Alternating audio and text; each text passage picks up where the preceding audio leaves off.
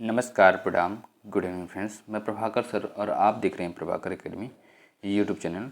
Friends, इस video में हम लोग डिस्कस करेंगे सीडीपी की प्रीवियस ईयर क्वेश्चन को जो सीटेट में पूछे गए हैं। फ्रेंड्स, ये वीडियो आपके लिए बहुत ही हेल्पफुल होने वाली है। फ्रेंड्स, अगर आप सीटेट का एग्जामिनेशन देने जा रहे हैं 14 दिसंबर को, तो फ्रेंड्स स्किप न करते हुए वीडियो को पूरा देखिएगा और चैनल पर पहली बार विजिट करें, चैनल सब्सक्राइब करते हुए बेल आइकन को प्रेस कर लीजिएगा, जिससे कि आपके पास लेटेस्ट अपडेट पहुँचती रहे। फ्रेंड्स, इसके पहले भी मैंने वीडियो प्रोवाइड कराया, अगर उसको आपने नहीं देखा है तो प्रभाकर एकेडमी के द्वारा प्लेलिस्ट बना दी गई है, वहाँ से देख लीजिएगा फ्रेंड्स, जिससे कि आपको सीटेट में 120 प्लस नंबर गेन करने में आसानी मिलेगी। फ्रेंड्स, आइए वीडियो की शुरुआत करते हैं। क्या दिया गया है, ध्यान से देखिएगा फ्रेंड्स।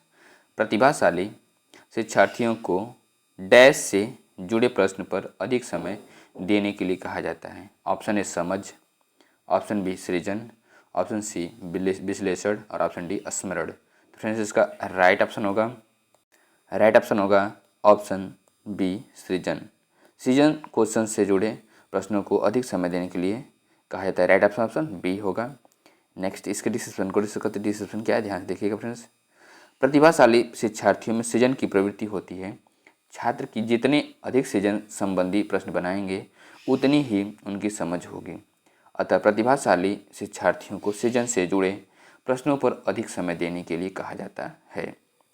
नेक्स्ट, क्वेश्चन की ओर प्रोसीड करते हैं फ्रेंड्स। क्वेश्चन नंबर 181, निम्नलिखित में से प्रतिभाशाली अधिगमकर्ताओं के लिए क्या समुचित है। ऑप्शन ए, वे अन्यों को भी कुशल प्रभावी बनाते हैं तथा सहयोगी अधिगम के लिए आवश्यक हैं। ऑप्शन बी, वे सदैव अन्यों को का नेतृत्व करते हैं और कक्षा में अतिरिक्त उत्तरदायित्व ग्रहण करते हैं। और ऑप्शन सी क्या है, ध्यान से देखिएगा फ्रेंड्स, अपनी उच्च स्तरीय संवेदनात्मकता के कारण वे निम्न श्रेणी पा सकते हैं। और ऑप्शन डी, बुनियादी तौर पर उनकी मस्तिष्कीय शक्ति के कारण ही उनका महत्व है। तो फ्रेंड्स, इसका राइट ऑप्शन होगा ऑप्शन सी, अपनी उच्च स्तरीय संवेदना के कारण वो निम्न प्रकार की श्रेणी पा सकते हैं। राइट ऑप्शन सी होगा फ्रेंड्स। आइए नेक्स्ट डिस्क्रिप्शन को डिस्कस करते हैं। डिस्क्रिप्शन क्या है, ध्यान से देखिएगा। प्रतिभाशाली अधिगमकर्ताओं के लिए समुचित है कि वह अपनी उच्च स्तरीय संवेदनात्मकता के कारण निम्न श्रेणी पा सकते हैं। नेक्स्ट, क्वेश्चन की ओर प्रोसीड करते हैं। क्वेश्चन नंबर 182 क्या है, ध्यान से देखिएगा फ्रेंड्स। प्रतिभाशाली शिक्षार्थी को, मीन्स टैलेंटेड शिक्षार्थी को, ऑप्शन ए, अधिगम निर्योग्य नहीं हो सकते। ऑप्शन बी, ऐसे सहयोग की आवश्यकता होती है जो सामान्यतः विद्यालयों द्वारा उपलब्ध नहीं कराए जाते। ऑप्शन सी, शिक्षक के बिना अपने अध्ययन को व्यवस्थित कर लेते हैं। ऑप्शन डी, अन्य शिक्षार्थियों के लिए अच्छे मॉडल बन सकते हैं। तो फ्रेंड्स, इसका राइट ऑप्शन होगा ऑप्शन बी, ऐसे सहयोग की आवश्यकता होती है जो सामान्यतः विद्यालय द्वारा उपलब्ध नहीं कराई जाती। राइट ऑप्शन बी होगा फ्रेंड्स। नेक्स्ट, इसके डिस्क्रिप्शन को डिस्कस करते हैं, ध्यान से देखिएगा। डिस्कशन क्या है फ्रेंड्स, प्रतिभाशाली शिक्षार्थी को ऐसे सहयोग की सामान्यतः आवश्यकता होती है जो एक विद्यालय से नहीं दिए जाते हैं कि जैसे उस शिक्षार्थी को विषय के अतिरिक्त अन्य क्षेत्र में भी रुचि है, जैसे संगीत, खेल, हस्तकला आदि। तो ऐसे शिक्षार्थी को विद्यालय के अतिरिक्त सहयोग की आवश्यकता होती है। नेक्स्ट, क्वेश्चन का प्रोसीड करते हैं। क्वेश्चन नंबर 183, डैश के कारण प्रतिभाशालिता होती है। ऑप्शन ए, मनोसामाजिक कारकों, ऑप्शन बी, आनुवंशिक रचना, ऑप्शन सी, वातावरणीय अभिप्रेरणा, और ऑप्शन डी, बी और सी का संयोजन। तो फ्रेंड्स, इसका राइट ऑप्शन होगा ऑप्शन डी, बी और सी का संयोजन। राइट ऑप्शन डी होगा फ्रेंड्स। नेक्स्ट, इसके डिस्क्रिप्शन को डिस्कस करते हैं। डिस्क्रिप्शन क्या है, ध्यान से देखिएगा। किसी भी शिक्षार्थी का प्रतिभाशाली होना सामान्यतः उसके आनुवंशिक रचना तथा वातावरणीय रचना पर निर्भर करता है। नेक्स्ट, क्वेश्चन को प्रोसीड करते हैं। क्वेश्चन नंबर 184, प्रतिभाशाली विद्यार्थी, ऑप्शन ए, शिक्षकों से स्वतंत्र होते हैं। ऑप्शन बी, स्वभाव में अंतर्मुखी होते हैं। ऑप्शन सी, अपनी आवश्यकताओं को दृढ़तापूर्वक नहीं कर पाते। ऑप्शन डी, अपने निर्णयों में आत्मनिर्भर होते हैं। तो फ्रेंड्स, इसका राइट ऑप्शन होगा ऑप्शन डी, अपने निर्णयों में आत्मनिर्भर होते हैं जो प्रतिभाशाली विद्यार्थी होते हैं। नेक्स्ट, इसके डिस्क्रिप्शन को डिस्कस करते। डिस्क्रिप्शन क्या, ध्यान से देखिएगा फ्रेंड्स कि प्रतिभाशाली छात्र सदैव अपने निर्णयों में आत्मनिर्भर होते हैं। नेक्स्ट क्वेश्चन का प्रोसीड करते। क्वेश्चन नंबर 185 डैश प्रतिभाशाली होने का संकेत नहीं है। ऑप्शन ए दूसरों के साथ झगड़ना, ऑप्शन बी अभिव्यक्ति में नवीनता, ऑप्शन सी जिज्ञासा और ऑप्शन डी सृजनात्मक विचार। तो फ्रेंड्स इसका राइट ऑप्शन होगा ऑप्शन ए दूसरों के साथ झगड़ना। ये संकेत नहीं है प्रतिभाशाली होने का। राइट ऑप्शन ए होगा। नेक्स्ट इसके डिस्क्रिप्शन को डिस्कस करते। डिस्क्रिप्शन क्या, ध्यान से देखिएगा फ्रेंड्स। अपने स्क्रीन पे मोबाइल के प्रतिभाशाली बालक अपने समवयस्कों के साथ सौहार्दपूर्ण व्यवहार करता है, उनका सहयोग करता है और उनके साथ सामंजस्य स्थापित करता है, न कि दूसरों के साथ झगड़ा करता है। नेक्स्ट क्वेश्चन का प्रोसीड करते हैं। क्वेश्चन नंबर 186 सृजनात्मकता की पहचान का प्रमुख लक्षण क्या है। ऑप्शन ए अति सक्रियता, ऑप्शन बी असतर्कता और ऑप्शन सी कम परिज्ञानता बोधगम्यता और ऑप्शन डी अपसारी चिंतन। तो फ्रेंड्स इसका राइट ऑप्शन होगा ऑप्शन डी अपसारी चिंतन। क्या होगा फ्रेंड्स, राइट ऑप्शन डी अपसारी चिंतन होगा। नेक्स्ट इसके डिस्क्रिप्शन को डिस्कस करते। डिस्क्रिप्शन क्या, ध्यान से देखिएगा। सृजनात्मकता की पहचान का प्रमुख लक्षण अपसारी चिंतन है। अपसारी चिंतन में बालक अलग अलग प्रकार से अलग अलग दिशा में सोचता है, जिससे किसी एक समस्या या प्रश्न का अनेक संभावित समाधान प्राप्त करता है। यही गुण सृजनात्मकता का भी है। सृजनात्मकता में भी किसी समस्या का समाधान विभिन्न प्रकार से करने का गुण होता है। इस प्रकार सृजनात्मकता और अपसारी चिंतन एक दूसरे से अंतर संबंधित होते हैं। नेक्स्ट क्वेश्चन की ओर प्रोसीड करते हैं। ध्यान से देखिएगा फ्रेंड्स नेक्स्ट जो क्वेश्चंस रहेंगे अध्ययन और अध्यापन से रिलेटेड क्वेश्चंस रहेंगे, मीन्स रीडिंग एंड टीचिंग से रिलेटेड क्वेश्चन रहेंगे। फ्रेंड्स ध्यान से देखिएगा फ्रेंड्स, ये प्रीवियस ईयर क्वेश्चंस बहुत ही अच्छे साबित होंगे आपके एग्जामिनेशन के लिए सीटेट के। आइए क्वेश्चन की शुरुआत करते हैं। बालक किस प्रकार सोचते हैं और सीखते हैं। बालक विद्यालय प्रदर्शन में सफलता प्राप्त करने में कैसे और क्यों असफल होते हैं। इन सब सारे चीज़ों के बारे में जो क्वेश्चंस रहेंगे उनको डिस्कस किया जाएगा फ्रेंड्स। बहुत ही महत्वपूर्ण क्वेश्चंस होने जा रहे हैं फ्रेंड्स, क्योंकि अगर आपको टीचिंग में आना है तो आपको ये सब सारी चीज़ें समझना पड़ेगा। बच्चे शुरू से ही क्रिएटिव होते हैं, उनको क्रिएटिविटी सिखा दिया जाएगा तो आने वाले समय में वो हमारे देश के लिए बहुत ही अच्छे साबित होंगे, बहुत हमारे देश को डेवलपमेंट करने में बहुत बड़ी भूमिका निभाने वाले हैं ये सब बच्चे। फ्रेंड्स इसलिए ध्यान से देखिए क्वेश्चन क्या दिया गया है।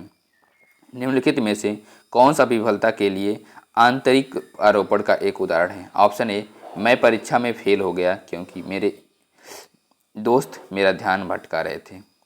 ऑप्शन बी क्या है, मुझे निम्न ग्रेड प्राप्त हुआ क्योंकि शिक्षक कठोर तरीके से आंकते हैं। और ऑप्शन सी क्या है, मैं परीक्षा में फेल हो गया क्योंकि मैंने पर्याप्त पढ़ाई नहीं की। ऑप्शन डी क्या, शिक्षक के पक्षपाती होने के कारण मुझे अच्छे अंक नहीं मिले। तो फ्रेंड्स इसका राइट ऑप्शन होगा। फ्रेंड्स यहाँ पे पूछा गया कि आंतरिक आरोपण, तो राइट ऑप्शन हो जाएगा क्या, ऑप्शन सी मैं फेल हो गया क्योंकि मैंने पढ़ाई नहीं की। ये आंतरिक आरोपण है, राइट ऑप्शन सी होगा फ्रेंड्स। नेक्स्ट इसके डिस्क्रिप्शन को डिस्कस करते। डिस्क्रिप्शन क्या, ध्यान देखिएगा फ्रेंड्स। मैं परीक्षा में फेल हो गया क्योंकि मैंने पर्याप्त पढ़ाई नहीं की थी। यह विफलता के लिए आंतरिक आरोपण का एक उदाहरण है, क्योंकि आंतरिक आरोपण में व्यक्ति अपनी सफलता या विफलता के लिए स्वयं जिम्मेदार होता है। नेक्स्ट क्वेश्चन का प्रश्न करते हैं। क्वेश्चन नंबर 2 यह महत्वपूर्ण है कि बच्चा अपने साथ जो अनुभव स्कूल में लाता है, ऑप्शन ए उन्हें नज़रअंदाज किया जाए, ऑप्शन बी उन्हें नकारा जाए, ऑप्शन सी उन्हें आगे बढ़ाया जाए और ऑप्शन डी उनकी उपेक्षा की जाए। फ्रेंड्स इसका राइट ऑप्शन होगा ऑप्शन सी उन्हें आगे बढ़ाया जाए। क्या किया जाए फ्रेंड्स, राइट ऑप्शन सी उन्हें आगे बढ़ाया जाए। नेक्स्ट इसके डिस्कशन को डिस्कस करते। डिस्कशन क्या, ध्यान से देखिएगा फ्रेंड्स। बच्चा अपने साथ जो अनुभव स्कूल में लाता है उन्हें आगे कैसे बढ़ाया जाए जैसे महत्वपूर्ण प्रश्न होने चाहिए। मूर्त चिंतन उस विचार प्रक्रिया को संदर्भित करती है जिसके द्वारा बच्चे अपने अनुभव के अनुसार प्राप्त जानकारी की व्याख्या करने के लिए सोचते हैं। अतः जब बच्चे अपने अनुभव के अनुसार प्राप्त जानकारी की व्याख्या करने के लिए सोचते हैं इसे मूर्त चिंतन कहा जाता है। क्या कहा जाता है, इसे मूर्त चिंतन कहा जाता है। नेक्स्ट क्वेश्चन का प्रोसीड करते हैं। क्वेश्चन नंबर 3, बच्चे कैसे सीखते हैं? फर्स्ट स्टेटमेंट क्या दिया हुआ है? ए, चीज़ों को बनाकर व कार्य करके। बी, पढ़ करके व लिख करके। सी, बोल करके व सुन करके। डी, सोच करके व मनन करके। ऑप्शन ए क्या दिया हुआ है फ्रेंड्स? ए और डी। ऑप्शन बी सी और डी। Option C A C D और option D A B C D. तो फ्रेंड्स इसका राइट ऑप्शन होगा option D A B C D. क्या होगा friends? Right option D A B C D होगा friends. Next इसके डिस्क्रिप्शन को discuss करते हैं, ध्यान से देखिएगा फ्रेंड्स। डिस्क्रिप्शन क्या है फ्रेंड्स? कि बच्चे चीज़ों को बनाकर व कार्य करके, पढ़कर व लिख करके, बोल कर व सुन करके, सोच कर व मनन करके सीखते हैं। इस प्रकार विकल्प डी के अंतर्गत ए बी सी डी सभी सही हैं। देखिए क्या है, ध्यान से देखिएगा। ये जो बनाया गया है सर्कल, उसके अनुसार बच्चों द्वारा सीखने के प्रमुख तरीके क्या क्या हैं? तो अनुकरण करके, इमिटेशन करके भी बच्चे सीखते हैं। खेलों के द्वारा भी, मतलब प्लेइंग वे मेथड के द्वारा भी सीखते हैं। सूझ द्वारा भी, समझ करके भी सीखते हैं। उसके बाद फिर करके सीखते हैं, करके, लर्निंग बाय डूइंग। ये सारे जो प्रकार हैं जिससे कि बच्चे सीखते हैं। नेक्स्ट क्वेश्चन की ओर प्रोसीड करते हैं फ्रेंड्स। क्वेश्चन नंबर 4, शिक्षक कक्षा में विद्यार्थी बेहतर ढंग से सीखेंगे। ऑप्शन ए, शिक्षक ज्ञान के निष्क्रिय स्थानांतरणीय पर बल देता है। ऑप्शन बी, शिक्षक मानता है कि केवल उच्च बुद्धि लब्धि वाले बच्चे ही शैक्षिक कार्य में अच्छा कर सकते हैं। ऑप्शन सी, शिक्षक बच्चों को उनकी गति के अनुसार सीखने की अनुमति देता है। और ऑप्शन डी क्या है फ्रेंड्स? कि शिक्षक सभी बच्चों के लिए मानकीकृत पाठ्यचर्या का पालन करता है। तो फ्रेंड्स इसका राइट ऑप्शन होगा ऑप्शन सी, शिक्षक बच्चों को उनकी गति के अनुसार सीखने की अनुमति देता है। राइट ऑप्शन सी होगा फ्रेंड्स। नेक्स्ट इसके डिस्क्रिप्शन को डिस्कस करते हैं। डिस्क्रिप्शन क्या, ध्यान से देखिएगा फ्रेंड्स। शिक्षक बच्चों को उनकी गति के अनुसार सीखने की अनुमति देता है, इससे कक्षा में विद्यार्थी बेहतर ढंग से सीखेंगे। शिक्षक का उद्देश्य बच्चों के चरित्र निर्माण से है तथा ऐसे मूल्यों को विकसित करना चाहिए जिससे कि उनके सीखने की क्षमता में वृद्धि हो, वह आत्मविश्वास पैदा करे कि छात्र कल्पनाशील और सृजनशील बन सके। इस रूप में छात्रों का विकास ही उन्हें भविष्य चुनौतियों का सामना कर सके। नेक्स्ट क्वेश्चन के प्रोसीड करते हैं। क्वेश्चन नंबर 5, एक विद्यार्थी अपनी असफलता का कारण अपनी योग्यता की कमी को मानता है। वह योग्यता को अस्थायी मानता है और मानता है कि योग्यता प्रयासों द्वारा प्रभावित नहीं होती। यह विचार दशा किस स्थिति को जन्म दे सकती है? ऑप्शन ए, अधिगम असहायता। ऑप्शन बी, मस्तिष्क सुघट्यता। ऑप्शन सी, उच्च स्तरीय स्व अस्मिता। ऑप्शन डी, संबद्धता का अभाव। तो फ्रेंड्स इसका राइट ऑप्शन होगा ऑप्शन ए, अधिगम असहायता। राइट ऑप्शन ये होगा फ्रेंड्स। नेक्स्ट इसके डिस्क्रिप्शन को डिस्कस करते हैं, ध्यान से देखिएगा। डिस्क्रिप्शन क्या है? एक विद्यार्थी अपनी असफलता का कारण अपनी योग्यता की कमी को मानता है। वह योग्यता को अस्थायी मानता है और मानता है कि योग्यता प्रयासों द्वारा प्रभावित नहीं होती है। यह विचार दशा अधिगम असहायता की स्थिति को जन्म दे सकती है।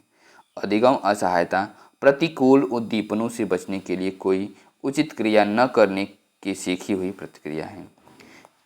यह तब तक होती है जब एक विद्यार्थी यह मान लेता है कि शैक्षणिक गतिविधियों के परिणाम अनियंत्रित होते हैं। अधिगम असहायता की परिघटना पर सर्वप्रथम प्रयोग सेलिगमेन तथा मायर ने किया था। क्या? सेलिगमेन तथा मायर ने किया था। नेक्स्ट क्वेश्चन को प्रोसीड करते हैं। क्वेश्चन नंबर 6, अभिकथन ए क्या दिया हुआ है? कि विद्यालयों को नवीन ज्ञान के सृजन की ओर लक्षित पाठ्यचर्या पर बल देना चाहिए। तर्क आर क्या दिया हुआ है? बच्चों में अध्यापक के सहयोग से नवीन ज्ञान के सृजन और उसकी व्याख्या करने की क्षमता होती है। सही विकल्प चुनना है। विकल्प क्या है? ध्यान से देखिएगा फ्रेंड्स कि ऑप्शन ए और आर दोनों सही है और आर ए की सही व्याख्या करते हैं। ऑप्शन बी, ए और आर दोनों सही है लेकिन आर ए की व्याख्या नहीं करता है, सही व्याख्या नहीं करता है। ऑप्शन सी, ए सही है लेकिन आर गलत है। ऑप्शन डी, ए और आर दोनों गलत है। फ्रेंड्स इसका राइट ऑप्शन होगा राइट ऑप्शन होगा ऑप्शन ए और आर दोनों सही हैं और आर एक की सही व्याख्या करता है। राइट ऑप्शन ए होगा फ्रेंड्स। नेक्स्ट इसके डिस्क्रिप्शन को डिस्कस करते हैं। डिस्क्रिप्शन क्या ध्यान देखिएगा। विद्यालयों को नवीन ज्ञान के सृजन की ओर लक्षित पाठ्यचर्या पर बल देना चाहिए क्योंकि बच्चों में अध्यापक के सहयोग से नवीन ज्ञान के सृजन और उसकी व्याख्या करने की क्षमता होती है। एक अध्यापक न केवल ज्ञान के स्रोत के रूप में कार्य करता है बल्कि वे रोल मॉडल, संरक्षक, देखभालकर्ता और सलाहकर्ता के रूप में भी कार्य करते हैं। शिक्षक की भूमिका केवल ज्ञान प्रदान करने की नहीं है, अपने छात्र की सिखाने की शैली को समझने और समर्थन करने के लिए नए तरीके की खोज भी है। इस बात को ध्यान में रखते हुए कि युवा दिमाग अपने आप में अलग होते हैं, इसलिए उनमें अलग गति होती है। शिक्षक की भूमिका शिक्षार्थियों को प्रेरित करने, प्रोत्साहित करने और शिक्षित करने के लिए है। नेक्स्ट क्वेश्चन को प्रश्न करते हैं। क्वेश्चन नंबर 7, विद्यालयों को किस पर बल देना चाहिए? तो ऑप्शन ए सीखी गई सामग्रियों को ज्यों का त्यों कह देना, ऑप्शन डी पाठ्य पुस्तक से सीखना, ऑप्शन सी संदर्भ रहित अधिगम और ऑप्शन डी रचनात्मक अधिगम। तो फ्रेंड्स इसका राइट ऑप्शन होगा ऑप्शन डी रचनात्मक अधिगम पे ज़्यादा बल देना चाहिए। राइट ऑप्शन डी होगा फ्रेंड्स। नेक्स्ट इसके डिस्क्रिप्शन को डिस्कस करते हैं, ध्यान से देखिएगा। डिस्क्रिप्शन क्या है फ्रेंड्स? विद्यालयों को रचनात्मक अधिगम पर बल देना चाहिए। विद्यालय हमें न केवल वैचारिक अधिगम के लिए मंच प्रदान करते हैं बल्कि यह नैतिक शिक्षा और समग्र चरित्र विकास का अवसर भी प्रदान करते हैं। यह आवश्यक है कि विभिन्न कौशलों और ज्ञान को प्राप्त करने पर जोर आसपास के लोगों के साथ सहभागिता के माध्यम से दिया जाना चाहिए। छात्रों को ऐसी गतिविधियाँ दी जानी चाहिए जिसमें कुछ रचनात्मक या सामाजिक गतिविधि का निर्माण करने के लिए प्राकृतिक वातावरण का उपयोग शामिल हो, जिसमें बच्चों को अन्य सांस्कृतिक समूहों के जीवन के अनुभवों में अंतर्दृष्टि प्राप्त करना शामिल हो। यह अधिगम छात्रों की जिज्ञासा और रुचि का पोषण करेगा और सामग्री के साथ सक्रिय रूप से जोड़कर मूर्त अनुभव प्राप्त करने में मदद करेगा। नेक्स्ट क्वेश्चन को प्रश्न करते हैं। क्वेश्चन नंबर 8, विद्यार्थी सर्वाधिक बेहतर तरीके से किस प्रकार सीखते हैं? तो ऑप्शन ए केवल पाठ्य पुस्तकों द्वारा, ऑप्शन बी केवल अध्यापक द्वारा कहे शब्दों को दोहरा करके, ऑप्शन सी अपने आस पड़ोस से पारस्परिकता द्वारा, ऑप्शन डी निष्क्रिय नकल द्वारा। फ्रेंड्स इसका राइट ऑप्शन होगा ऑप्शन सी अपने आस पड़ोस से पारस्परिकता द्वारा। राइट ऑप्शन सी होगा फ्रेंड्स। नेक्स्ट इसके डिस्क्रिप्शन को डिस्कस करते हैं। डिस्क्रिप्शन क्या ध्यान से देखिएगा फ्रेंड्स कि विद्यार्थी सर्वाधिक बेहतर तरीके से अपने आस पड़ोस से पारस्परिकता द्वारा सीखते हैं। परिवार, आस पड़ोस, क्रीड़ा समूह आदि सामाजिककरण की प्राथमिक संस्थाएं हैं जहां एक विद्यार्थी सर्वाधिक बेहतर तरीके से पारस्परिकता द्वारा सहज रूप से सीखते हैं। ठीक है फ्रेंड्स। नेक्स्ट क्वेश्चन को प्रश्न करते हैं। क्वेश्चन नंबर 9, अभिकथन ये दिया हुआ क्या? विद्यालय अब आने से पूर्व छोटे बच्चों में अपने परिवेश की समझ बनाने के सहज सिद्धांत मौजूद होते हैं। तर्क आर क्या दिया हुआ है? इस प्रकार की समझ पूरी तरह से अतार्किक है और इसकी अनदेखी करनी चाहिए। सही विकल्प चुनिए। क्या करना है? सही विकल्प चुनना है। ध्यान से देखिएगा विकल्प को। ए और आर दोनों सही है और आर ए की सही व्याख्या करता है। बी क्या है? ए और आर दोनों सही है लेकिन आर ए की सही व्याख्या नहीं करता है। ऑप्शन सी ए सही है लेकिन आर गलत है। ऑप्शन डी ए और आर दोनों गलत हैं। फ्रेंड्स इसका राइट ऑप्शन होगा ऑप्शन सी ए सही है लेकिन आर गलत है। राइट ऑप्शन सी होगा फ्रेंड्स। डिस्क्रिप्शन को ध्यान से देखिएगा अपने स्क्रीन पे। अभिकथन ये क्या दिया हुआ है? विद्यालय आने से पूर्व छोटे बच्चों में अपने परिवेश की समझ बनाने के सहज सिद्धांत मौजूद होते हैं। सत्य है क्योंकि बच्चे घर, परिवार तथा पास पड़ोस के परिवेश से बहुत से अनुभवों को लेकर के विद्यालय में प्रवेश करते हैं और वे बहुत समृद्ध भी होते हैं जिन्हें सहज रूप से स्वीकार किया जाना चाहिए। तर्क आर इस प्रकार की समझ पूरी तरह से अतार्किक और इसकी अनदेखी करनी चाहिए गलत है क्योंकि बच्चे स्वयं के द्वारा ज्ञान का निर्माण करते हैं और विद्यालय आने से पूर्व ही उनमें तार्किक सोच लगभग विकसित होने लगती है। इसलिए बच्चों की अनदेखी लगती है अनदेखी होने लगती है, इसलिए बच्चों को अनदेखी न करते हुए उनके विचारों को महत्व दिया जाना चाहिए तथा उन्हें बिना किसी पूर्वाग्रह के स्वीकार किया जाना चाहिए। अतः ए सही है लेकिन आर गलत है। नेक्स्ट क्वेश्चन की ओर प्रोसीड करते हैं। ध्यान से देखिएगा अपने स्क्रीन पे। क्वेश्चन नंबर 10 क्या दिया हुआ है फ्रेंड्स? एक शिक्षक को विषय वस्तु को पढ़ाने के लिए उसे समृद्ध एवं संगठित तरीके से प्रस्तुत करना चाहिए। तर्क आर क्या दिया हुआ है फ्रेंड्स? सीखना एक निष्क्रिय प्रक्रिया है। क्या है? सीखना एक निष्क्रिय प्रक्रिया है। ऑप्शन ए क्या दिया हुआ है? ए और आर दोनों सही हैं, आर ए की सही व्याख्या करता है। ऑप्शन बी ए और आर दोनों सही हैं लेकिन आर ए की सही व्याख्या नहीं करता है। और ऑप्शन सी ए सही है लेकिन आर गलत है। और ऑप्शन डी ए और आर दोनों गलत हैं। फ्रेंड्स इसका राइट ऑप्शन होगा ऑप्शन सी, ए सही है लेकिन आर गलत है। राइट ऑप्शन सी होगा फ्रेंड्स। नेक्स्ट इसके डिस्क्रिप्शन को डिस्कस करते हैं। डिस्क्रिप्शन क्या, ध्यान देखिएगा। अभिकथन ए से एक शिक्षक को विषय वस्तु को पढ़ाने के लिए उसे संबद्ध एवं संगठित तरीके से प्रस्तुत करना चाहिए। सही है, क्योंकि अधिगम को संबद्ध एवं संगठित तरीके से बच्चों के समक्ष प्रस्तुत करने पर बच्चे सहज रूप से सीखने के लिए प्रेरित होते हैं। तर्क आर क्या दिया फ्रेंड्स? सीखना एक निष्क्रिय प्रक्रिया है। गलत है, क्योंकि सीखना या अधिगम एक सक्रिय प्रक्रिया है, क्योंकि ज्ञान का निर्माण सीखने वालों के द्वारा उसे करके प्राप्त किया जाता है। अतः ए सही है और आर गलत है। नेक्स्ट क्वेश्चन को प्रोसीड करते हैं। Question number 11। अभिकथन ए क्या दिया हुआ? असर्शन ए प्राथमिक कक्षाओं में विद्यार्थियों को पढ़ाने के लिए शिक्षकों को प्रमुख रूप से व्याख्यान पद्धति का उपयोग करना चाहिए। तर्क आर क्या दिया हुआ फ्रेंड्स? तर्क आर है कि सीखने की प्रक्रिया सबसे ज़्यादा तब प्रभावी होती है जब वह निष्क्रिय श्रवण के माध्यम से द्वारा की जाती है। सही विकल्प का चुनना है। ध्यान से देखिएगा फ्रेंड्स। विकल्प क्या है? ऑप्शन ए और आर दोनों सही है लेकिन आर ए की सही व्याख्या नहीं है। ऑप्शन बी ए और आर दोनों सही है लेकिन आर ए की सही व्याख्या नहीं है। ऑप्शन सी ए सही है लेकिन आर गलत है। ऑप्शन डी ए और आर दोनों गलत हैं। तो फ्रेंड्स इसका राइट ऑप्शन होगा ऑप्शन डी, ए और आर दोनों गलत हैं। राइट ऑप्शन डी होगा फ्रेंड्स। नेक्स्ट इसके डिस्कशन को डिस्कस करते हैं। डिस्कशन क्या है, ध्यान से देखिएगा। उपयुक्त अभिकथन ए तथा तर्क आर दोनों ही गलत हैं, क्योंकि प्राथमिक कक्षा में विद्यार्थी को पढ़ाने के लिए एक शिक्षक व्याख्यान विधि का प्रयोग नहीं करता है बल्कि खेल विधि का प्रयोग करता है। इस विधि से बच्चों के समग्र विकास को सक्रिय करता है, समृद्ध, अर्थपूर्ण और संतुलित अधिगम प्रदान करता है, वातावरण के साथ अंतःक्रिया करने में सहायक होती है। इसके अलावा सीखने की प्रक्रिया सबसे ज़्यादा तब होती है जब वह सक्रिय श्रवण के माध्यम से द्वारा की जाती है। इसमें श्रोता ध्यान से वक्ता के शब्दों पर ध्यान देता है। फ्रेंड्स नेक्स्ट क्वेश्चन को प्रोसीड करते हैं। क्वेश्चन नंबर 12 क्या है?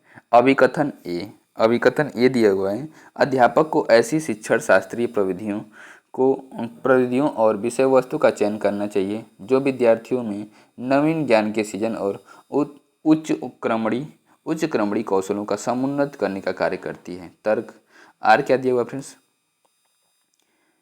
बच्चों में नवीन ज्ञान के सृजन और उसकी व्याख्या करने की योग्यता होती है। सही विकल्प चुनिए। ऑप्शन ए दिया हुआ फ्रेंड्स कि ए और आर दोनों सही हैं और आर ए की सही व्याख्या करता है। ऑप्शन बी ए और आर दोनों सही है लेकिन आर ए की सही व्याख्या नहीं करता है।